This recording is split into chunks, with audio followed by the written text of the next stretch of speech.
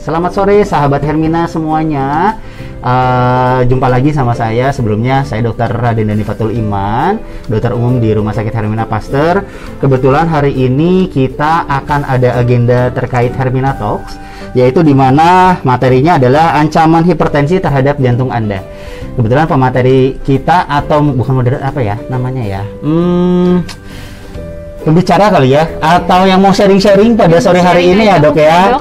Di sini sebelah kita ada Dr. Novita Setiawan Lim, spesialis jantung pembuluh darah, VH MHKes dan MM.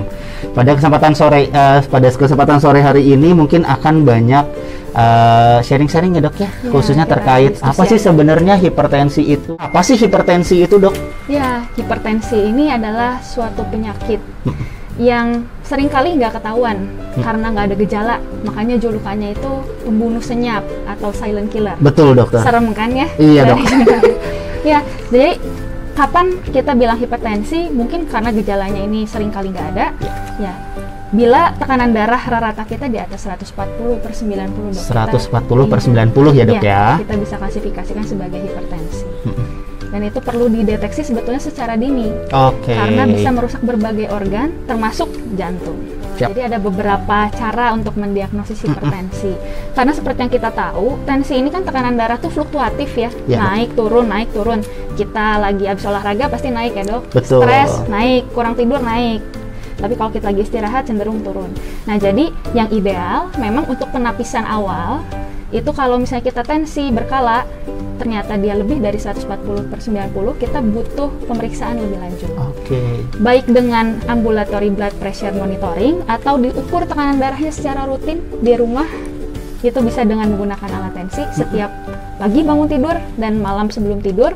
Nanti sesudah sekitar 1 minggu setiap hari ditensi, kita ambil rata. Betul. Kalau ratanya di bawah 140/90, ya kita belum bilang dia hipertensi. Tapi kalau di atas 140/90, itu bisa kita klasifikasikan hipertensi. Jadi kan memang ada beberapa ya dok ya, apalagi yang sudah usia di atas 40 tahun tuh dok. Misalkan datang, ada waktu itu pernah ada nih dok ke klinik Dandi gitu ya. Dokter, itu saya tensi nih dok. Terus tensinya, bapak 150/90. Terus saya bilang, bapak sudah pernah ditensi sebelumnya? Belum pernah, baru saat ini.